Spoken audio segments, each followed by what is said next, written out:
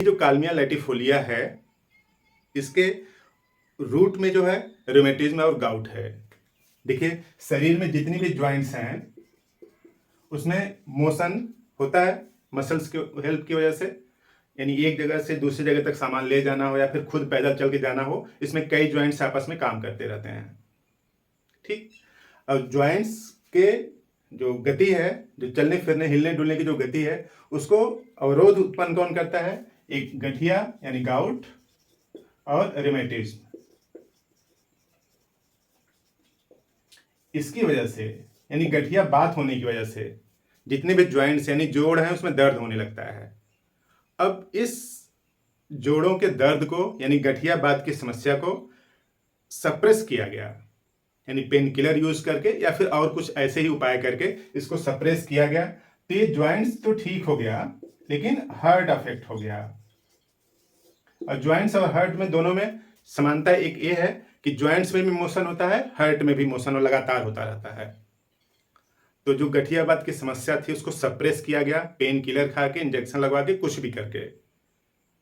वो ज्वाइंट्स का जो पेन था वो तो ठीक हो गया, लेकिन एक दूसरी समस्या उत्पन्न हो गई, और वो क्या हो गई?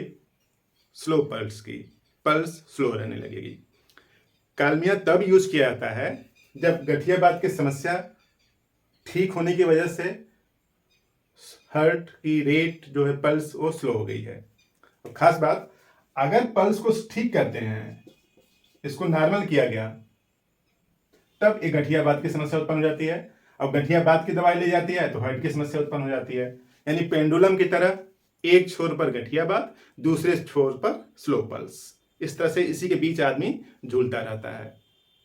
कई लोग ऐसे बताते हैं कि पहले गठियाबात थी, उसको ठीक किया, अब पल्स स्लो रहती है। और पल्स स्लो होती है तो ऐसे ही लोगों के लिए जरूरी है कालमिया लैटिफोलिया।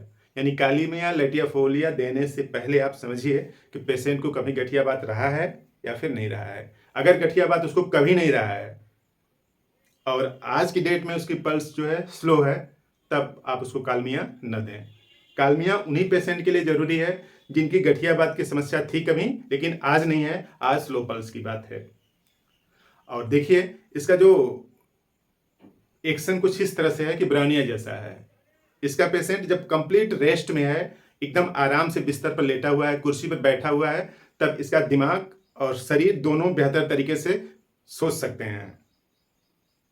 और अगर इसको किसी टाइप का काम करने को कहा जाएगा, यानी जरा सा भी मोशन हुआ, चलना फिरना पड़ा, इसको हाथ पैर डुलाना पड़ा या इवन आंख खोलना पड़ा, तब इसकी बुद्धि खराब हो जाती है, बुद्धि भ्रष्ट हो जाती है, यानी इसको अनकंफर्टेबल महसूस होने लगता है।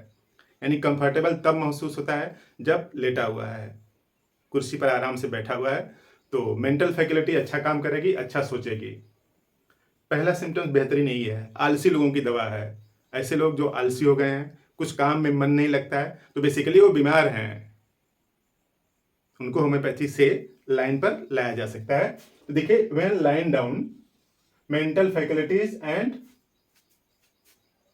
Memory perfect.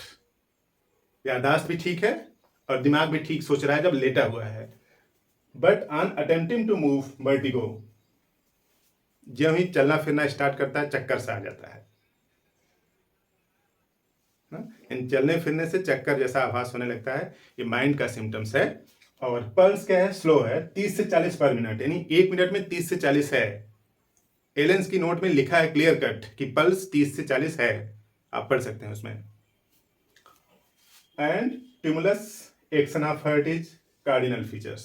जो हार्ट का एक्शन है, कभी ठीक हो जाता है, कभी स्लो हो जाता है, कभी नॉर्मल हो जाता है, तो इन दोनों के बीच में फ्लक्चुएट करता रहता है। यानी टर्मोइल है, उसके काम में नियमितता नहीं है, अनियमितता आ गई है। उसी अनियमितता का रिजल्ट है कि पल्स रेट कभी ठीक कभी स्लो।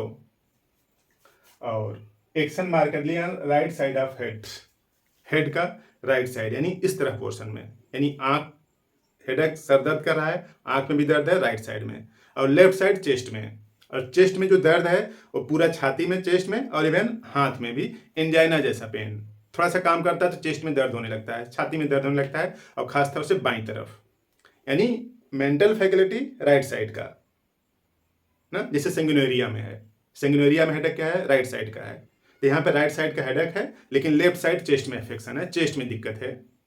और स्पाइजिलिया में क्या है, लेफ्ट साइड का हेडेक है, लेफ्ट आंख, लेफ्ट हेड, वहाँ पे पेन हो रहा है। तो इस तरह से जो कालमिया है, लेफ्ट साइड का हेडेक और सॉरी राइट साइड का हेडेक और लेफ्ट साइड का चेस्ट, जरा सा भी काम करता है तो छाती में दर्द होने लगता है, इवन पूरा हाथ तक दर्द जाता है, अंगुलियां सुन्न हो जाती हैं लेफ्ट साइड की। तो markedly on right side of head and left side of chest, left arm and left chest और लेफ्ट आर्म सुन्न रहता है, दर्द करता है वहाँ पे। तो इस तरह से डायगोनल जैसा रिलेशन है यहाँ पे। और pain through heart region with inability to lies on right side, यानी लेफ्ट साइड में पेन है और कुछ इस तरह से है कि दर्द जो लगातार करता रहता है, लेफ्ट साइड लेट नहीं पाता। जैसे फास्फोरस में है, फास्फोरस भी लेफ्ट साइड लेटता है तो उसकी दिक्कत हो जाती है। तो यहाँ भी कुछ इसी तरीके से है कि लेफ्ट साइड जब लेटता है तो दिक्कत इसकी बढ़ जाएगी, राइट साइड लेटने में कंफर्टेबल सिचुएशन है इसकी। तो हार्ट में दिक्कत है और हार्ट में हाइपरट्रॉफी है, ऑब्स्ट्रक्शन है, अवरोध जैसा है। हाइपरट्रॉफी मीन्स हार्ट की मसल्स जो है स्वेल कर गई हैं, सूज गया है हार्ट में, ठीक है। जैसे हिपेटोमेगेली होता है तो वहाँ पे लीवर में फैट इकट्ठा हो जाता है, उसी तरीके से यहाँ पे हाइपरट्रॉफी है।